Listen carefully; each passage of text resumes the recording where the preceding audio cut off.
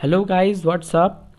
Today we will be talking about SAARC and we will be doing a detailed analysis of SAARC and what will be the outcome and future of SAARC after this cancellation of the upcoming SAARC summit, which was to be held in Islamabad, Pakistan in the month of November. Okay, it was due to the aftermath of Uri attack, in which India did not participate, and it was followed by 4 other member countries. Okay, so first of all, this video has been brought to you by StudyIQ, and I am Rohit. I am from Bhubaneswar and I will be giving you this presentation. So let's start. First of all, let's see how this SAARC or South Asian Association for Regional Cooperation was conceptualized. Okay, how this thing came into the mind of the leaders of that time. This thing can be traced to the history in 1971. In the Bangladesh Liberation War. In Bangladesh Liberation War, India supported Mukti Bahini that was fighting for liberation of Bangladesh. Okay, it wanted to gain independence from West Pakistan, which is today's Pakistan. Okay, so to support West Pakistani forces, US and UK came forward, and US, it was called Task Force 74. In which US had sent USS Enterprise aircraft carrier, nuclear power aircraft carrier. So India was kind of dominated at that time, but we know the result of the war, in which Pakistan had to surrender and Bangladesh was created. But at that time India saw that it was being dominated due to as it did not possess any nuclear weapon. Okay, so this led to a serious quest of procuring and developing nuclear technology, and it came in the result of Pokhran 1 on May 18 in 1974, in which India successfully tested the nuclear weapon for the first time. It was codenamed Smiling Buddha. Okay. In 1975, in the retaliation to Indian testing, National Nuclear Suppliers Group was created, and India feared isolation. Nuclear Supplier Group had an objective of to not let the countries who possessed nuclear power or nuclear technology or nuclear weapon in spreading to countries who were non-possessors at that time. Okay, so down the line there was somewhere this thing was going on in the mind of the leaders, that they were getting dominated by the countries who had nuclear power. Okay, so they also feared that if at this time they are having nuclear power and they are dominating, maybe 20 or 30 years down the line they will dominate economically, and they will try to force other non-possessing countries to follow their orders. Okay, so this thing, in a implicit way, this formation of a geopolitical group was going on, and the first stone rolled on in the year 1979 when Russia intervened in Afghanistan. Okay, and there the South Asian region saw a security situation as a nuclear possessing state had intervened in the internal matters of a non-nuclear possessing state, that was Afghanistan. So a need for a South Asian geopolitical group was deeply felt, and the things got accelerated from that time. So in 1985, 8th December, SAARC was created with 7 founding members. Actually, though all the smaller countries, they agreed to it, but still India and Pakistan were skeptical about it. India viewed the initiative with skeptical eyes. Its main concern was the proposal's reference to the security matters in South Asia. Indian policymakers also feared that Ziaur Rahman, the president of Bangladesh at that time, his proposal for a regional cooperation might provide an opportunity for small neighbors to regionalize all bilateral issues and to join with each other to gang up against India. So at that time, as the state reorganizations were going on, so India had feared that the northeast states might rebel. Okay, and Pakistani concern was, Pakistan viewed the proposal with similar manner as India did, but the concern was different. Pakistan assumed that it might be an Indian strategy to organize the other South Asian countries against consolidating and further strengthening India's economic dominance by ensuring a regional market for Indian products. Okay, so both the countries had doubts in their minds, but still they began the SAARC was established in the year 1985. The objectives of the group I have taken this from SAARC-sec.org, the official website of SAARC. It says, actually I just simply pasted it here because it's a very important thing and I highlighted the keywords. Actually, if you read this this page, you will get a lot of knowledge and you will get a lot of fodder material if you're going to write a essay, or if you are going to give a speech or in a GD. Okay, so these things will help. So I directly just pasted it and I highlighted the keywords. So let's start. To promote the welfare of people of South Asia and to improve their quality of life, to accelerate economic growth, social progress and cultural development in the region, and to provide all individuals the opportunity to live in dignity and to realize their full potentials. Third, to promote and strengthen collective self-reliance among countries of South Asia. Fourth, to contribute to mutual trust, understanding and appreciation of one's another problems. To promote active collaboration and mutual assistance in economic, social, cultural, technical and scientific fields. To strengthen cooperation with developing countries, to strengthen cooperation among themselves in international forums on matters of common interests, and lastly, to cooperate with international and regional organizations with similar aims and purposes. And basically the tone of this passage is cooperating with each other in every field possible. Okay, so it is that general tune of SAARC and the vision with which it was created. So in the year 2005, Afghanistan began negotiating with the other members to enter SAARC. Okay, Afghanistan is a Central Asian country, so debate was they organized about, as it generated an identity crisis about South Asian in nature. As Afghanistan is Central Asian, so some members had problem with it, but it formally joined in 2007 and a condition was put on it to hold general election in elections, and in late June 2005 elections were held. Okay, so after that in 2007 Afghanistan joined SAARC formally as the 8th member. So now the SAARC has 8 members in total. We can see all the member countries' flags here, like Afghanistan, Nepal, Bangladesh, India, Pakistan, Sri Lanka, Maldives and Bhutan. Okay, and it's in the middle, it's the SAARC logo. Okay, so here we can see in the map that all the countries which are members of SAARC are marked out in different colors. So firstly it's Afghanistan, Bhutan, Bangladesh, India, Maldives, Nepal, Pakistan and Sri Lanka. Till the end of the video I would have repeated these 8 names in so many times that you would have remembered it. Okay, so it's not a problem. So, and I also told in my previous video that it's always better to remember the countries of various summits or groups by looking at the map. It's very easier to learn that way. Okay, what are the areas of cooperation that the SAARC members will cooperate with each other? I have taken these points directly from the SAARC official website, so it's 100% authentic. And if you guys want to write awesome essays in UPSC or in some bank exams, please try to remember all these keywords will fetch you more extra marks. Okay, firstly it's agriculture and rural development, biotechnology, culture, economic and trade, education, energy, environment, finance, funding mechanism, information and communications technology and media or ICT. Okay, people to people contact, poverty alleviation, science and technology, security aspects, social developments and tourism.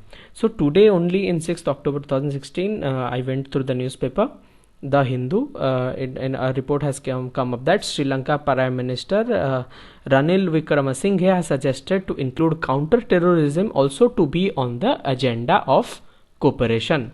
Okay, so as this time the SAARC summit was cancelled only due to the security situation which arise out of the Uri attacks, so he has asked this counter-terrorism thing to be put on the agenda from now on.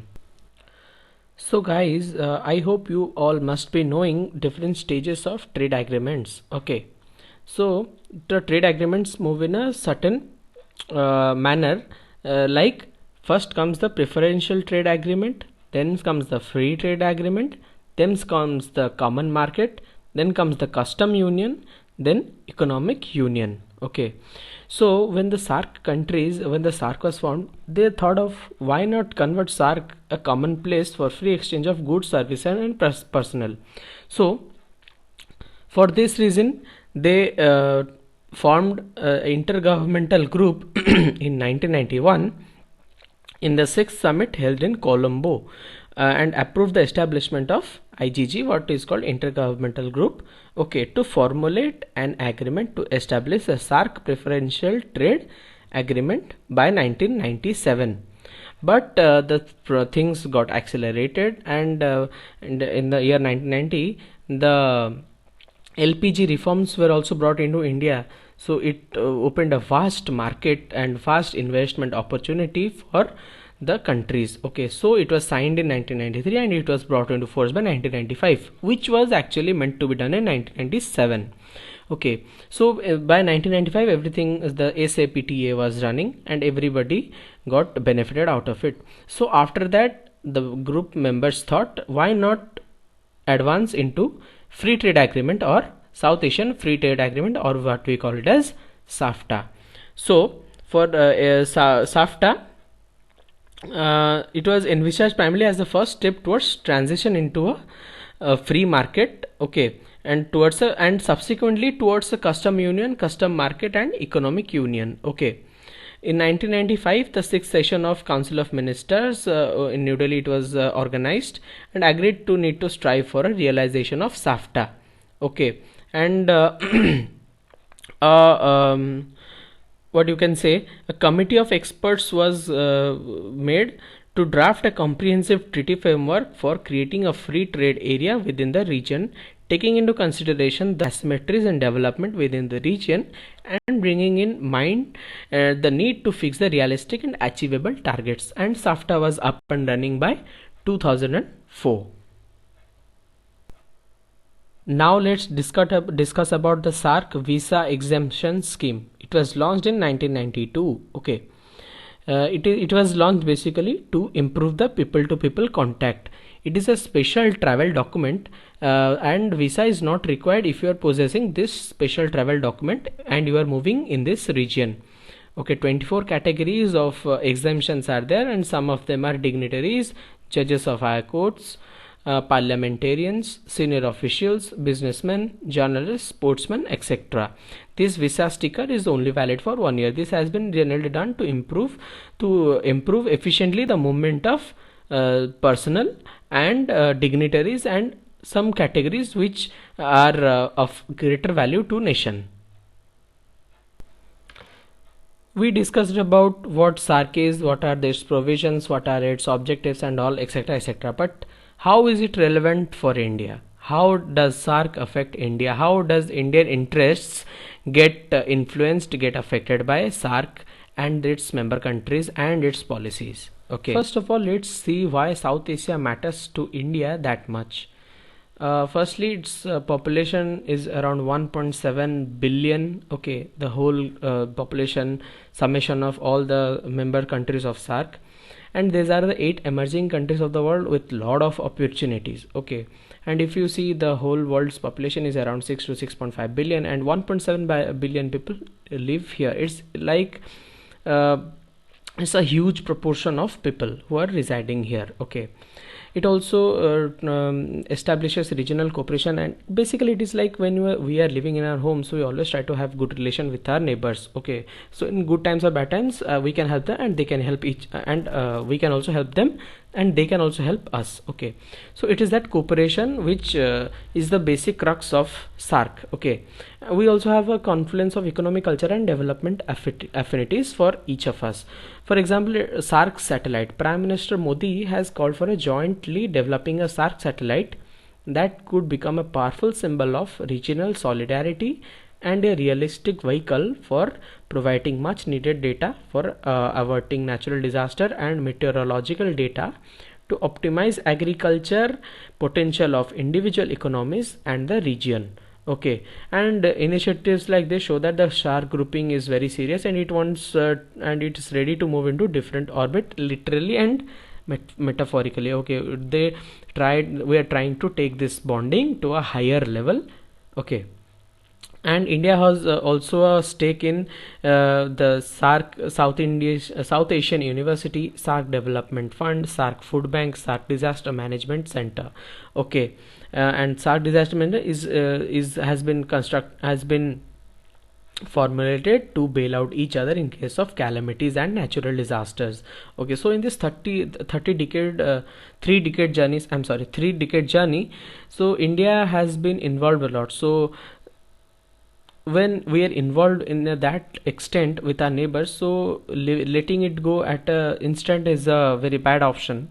So South Asia matters to us in a that much higher level. Okay, so what this will have impact on Indian economy? First of all, we will have access to our neighbors market, and our neighbors will have access to our market. So two-way goods and services will move, and this will generate a lot of investment opportunities for other countries to come and invest in our companies, our economy. Okay, this will expand the economy, this will reduce the unemployment level, this will increase the standard of living of the people, and many good things will happen.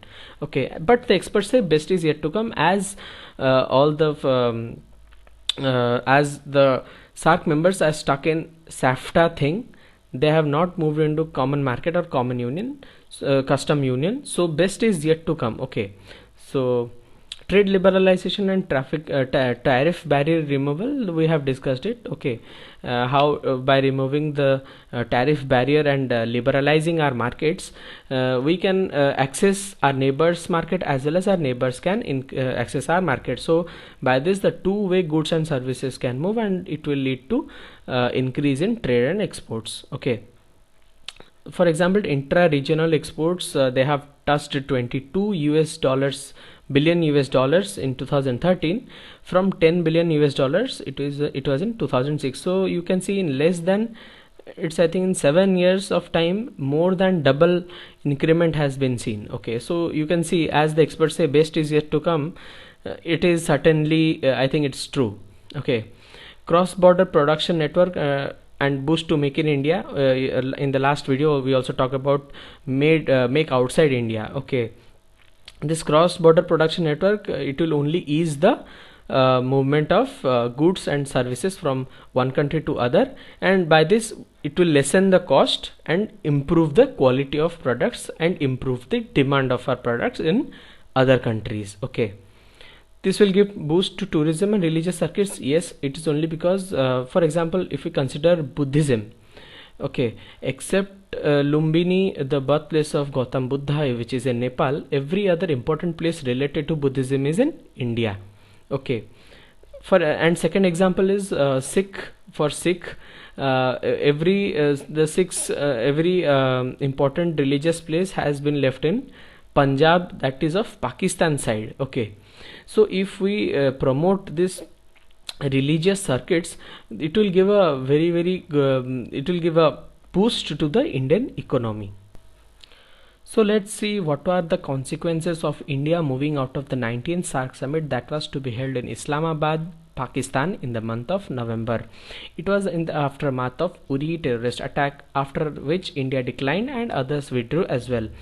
This shows the strong stance of India against terrorism, and we do not support terrorism nor the states which in a pseudo form they promote terrorism. Okay, so basically now the SAARC is in a make it or break it situation. Okay, and the Southeast Asian organization is a very small group with 8 countries. Okay, with India being the biggest one. So if Pakistan gets isolated, or India does not involve Pakistan, and if some negative actions are taken against Pakistan, I think the SAARC grouping will break down. And with no substantial achievements to its name, SAARC does not have a cause to be remaining cause to remain as a prime concern for the member countries. Okay, so it is in a kind of make it or break it situation, as if Pakistan is included and India is no more interested in SAARC, so India will be looking for other options like BIMSTEC and Mekong Ganga cooperation, which has approximately same numbers, and it will also help us in achieving that free market scenario as we have envisioned here in SAARC. Okay, so it will also be also better for India, as there will be no hindrance from Pakistan point of view. Okay, here regional isolation of Pakistan may force it to end all incendiary activities and decline in terrorism. Okay, otherwise it will be isolated in the international forum. Involvement of China and Chinese interest to be a part of SAARC has been a talk of the town. Okay, SAARC, what other countries or member countries of SAARC feel that SAARC is India centric and dominated by India. Okay, so by this, if China it applies for membership of SAARC and it is interested, this will be a threat to Indian dominance. Okay, and as all the policies and programs that are somehow related to welfare in India along with other countries, other member countries, this thing will be hampered. Okay, China is a developmental partner of almost all the member nations of SAARC, so it has a higher probability that Chinese involvement may affect the policy formulations of SAARC. Okay, and Chinese intervention, as we know, Pakistan is a proxy for China and it always keeps India on its toes. Okay, increase in its influence in South Asian region, that in the last I think whole year we have seen the South China Sea issue. Okay, so China is trying to increase its influence toward the Southeast Asia. Okay, so if India along with the BIMSTEC and Mekong Ganga countries and the ASEAN countries, if they form a grouping, so I think they will be able to corner China out. Let's discuss what are the advantages and disadvantages of China being a member of SAARC. First, let's discuss the advantages. It is termed as pros. First point, improvement of bilateral trade via Nepal. Yes, certainly if China is a member of SAARC, it will also be member of the free trade agreement, and goods will flow from China and to the other member countries freely. It will only boost the trade of other countries and boost the economy.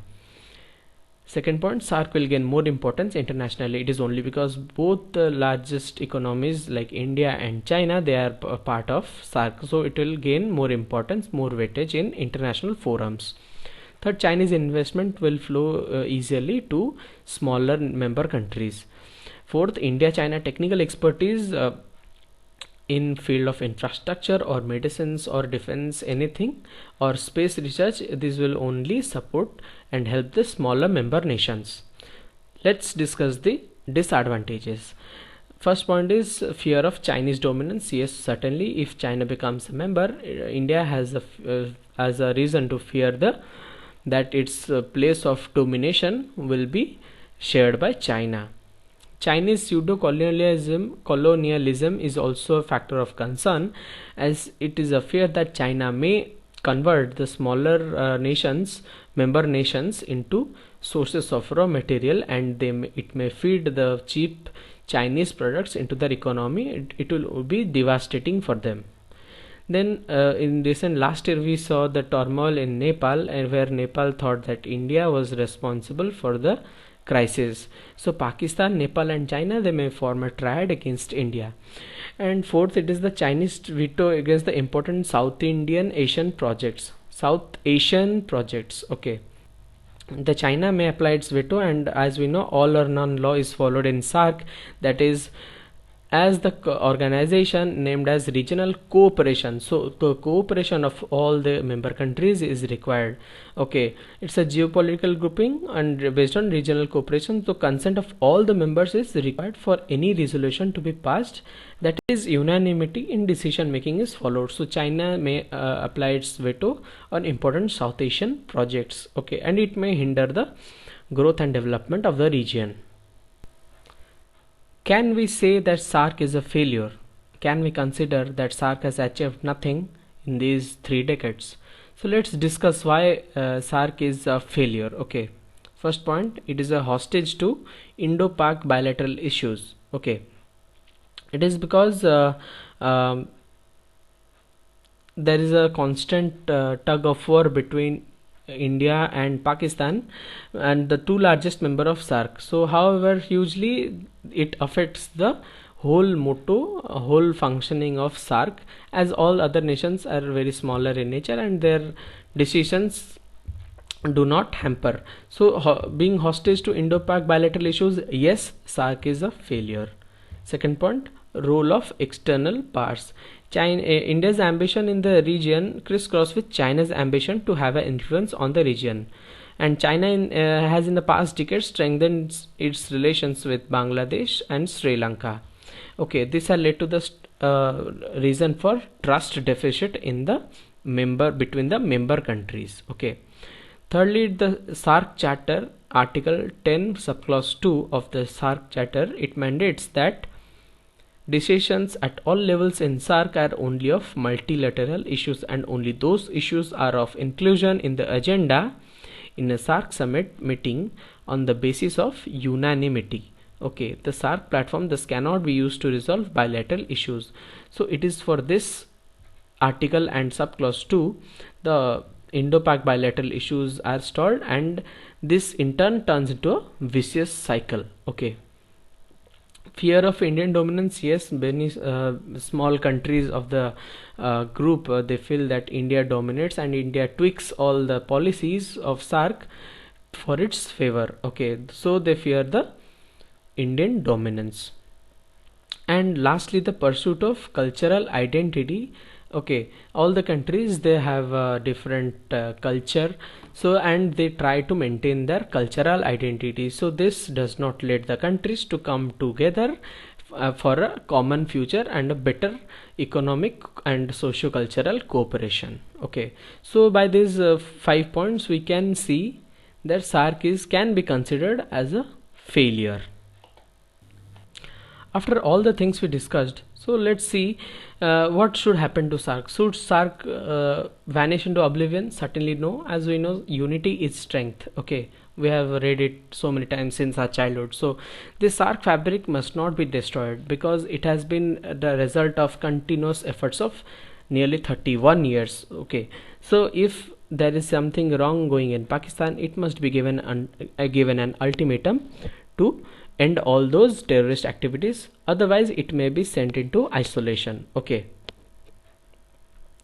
and the SAARC also must shed all talks but no action image. Okay, they must have some concrete action from now on, and they also must look beyond the South Asian Free Trade Agreement towards custom union, common market and economic union. Okay, avenues with China, they must be also be explored, but in a controlled manner. We all saw the advantages of China if China becomes a member of SAARC, and the disadvantages as well.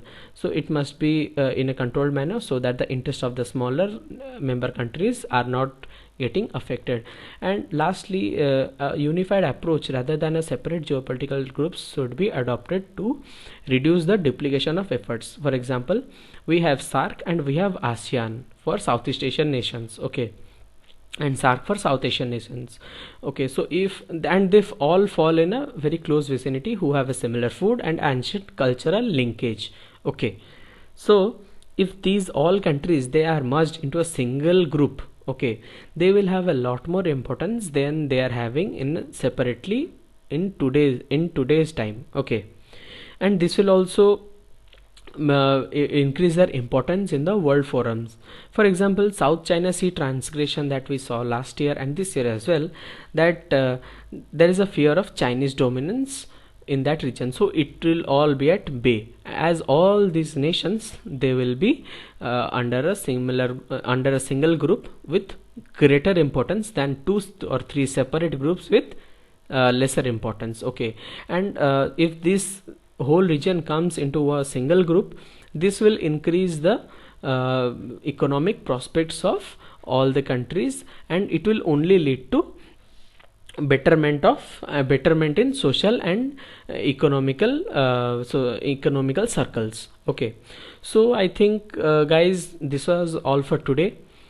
If you find these videos if you like these videos, please like, share, comment and subscribe to the channel StudyIQ, and stay tuned for more videos like this. Thank you.